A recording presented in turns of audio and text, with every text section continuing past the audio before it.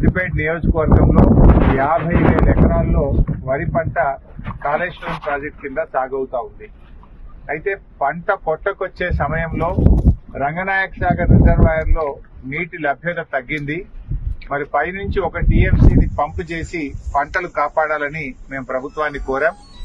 దానిపైన స్పందించి ఈ రోజు అనంతగిరి రిజర్వాయర్ నుంచి 1 టీఎంసీ నీళ్లను రంగనాయక సాగర్ రిజర్వాయర్ లోకి పంపు చేస్తున్నందుకు మరి మా లేఖపై స్పందించినందుకు ఉత్తమ్ కుమార్ రెడ్డి గారికి ధన్యవాదాలు తెలియజేస్తూ, పొట్టకొచ్చిన వరి పైర్లు తుట్టె కట్టి పోకుండా చెయ్యుండ్రి, మేం కట్టిన ప్రాజెక్టుల మీదున్న కోపం రైతుల మీద చూపెట్టకుండ్రి అన్నట్టు హరీష్ రావు అడిగినందుకు నీళ్ళు విడుదల చేసిండ్రట.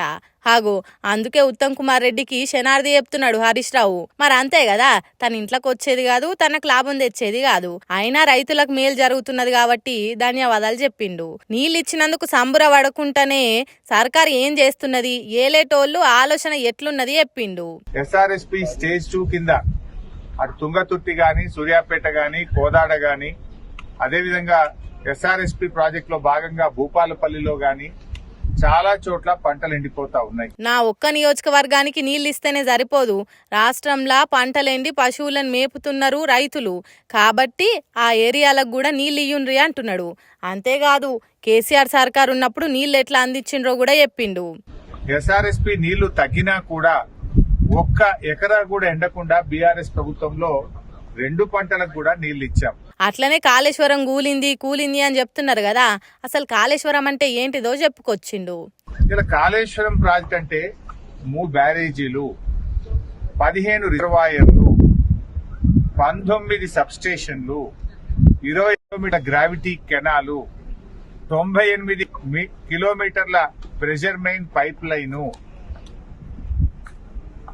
530 మీటర్ల ఎత్తు లిఫ్టు, 141 టీఎంసీల రిజర్వాయర్ల సామర్థ్యం, ఇదంతా కాళేశ్వరం. వీటన్నిటి సమాహారం కాళేశ్వరం ప్రాజెక్టు. వీటన్నింటిలో 15 రిజర్వాయర్లు బాగున్నాయి, 203 కిలోమీటర్ల టనల్ బాగుంది, 1531 కిలోమీటర్ల గ్రావిటీ కెనాల్ బాగుంది, 19 సబ్స్టేషన్లు 400 kV బాగున్నాయి, 21 పంపింగ్ హౌసెస్ అన్ని కూడా బాగున్నాయి, ప్రెషర్ మెయిన్ పైప్ లైన్లు అంతా బాగుంది, 3 బ్యారేజీల్లో 2 బ్యారేజీలు ఇంటాక్ట్ ఉన్నాయి.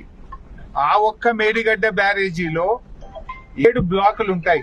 7 బ్లాకుల్లో 1 బ్లాకులో 1 పిల్లర్ మాత్రమే కుంగింది.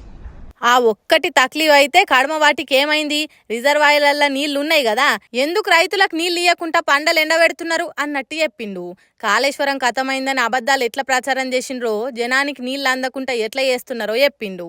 కుంగిన పిల్లర్ ను మరమ్మతు చేయకుండా మీ ప్రభుత్వం వచ్చి 15 నెలలు, ఈ 15 నెలల సమయం సరిపోదా? అన్ని బాగున్నాయి, రిజర్వాయర్లు, పంప్ హౌస్, సబ్ స్టేషన్లు, కాలువలు, టనెల్లు అన్ని బాగున్నాయి. ఇంత అన్యాయం ఉంటదా? ఇంకా తిడతనే ఉంటారా? చేయాల్సిన పనులు చేయకుండా చెత్తవాగుడు వాగితే రైతుల పంటలు వండుతాయా? ఇప్పటికైనా నీళ్ళు ఇయ్యుండ్రి, రైతుల కండ్లల్లా నీళ్ళని రానియకుండ్రి అన్నట్టు చెప్పిండు హరీష్ రావు. మరి చూడాలి ఆ మేడిగడ్డ కుంగిన పిల్లర్ రిపేరింగ్లు ఎప్పుడు మొదలు పెడతారో. ఇంకా కొన్ని రోజులు ఆగి వానకాలం వచ్చిందని చేతులు దులుపుకుంటుందో సర్కార్, మరి చూడాలిగా.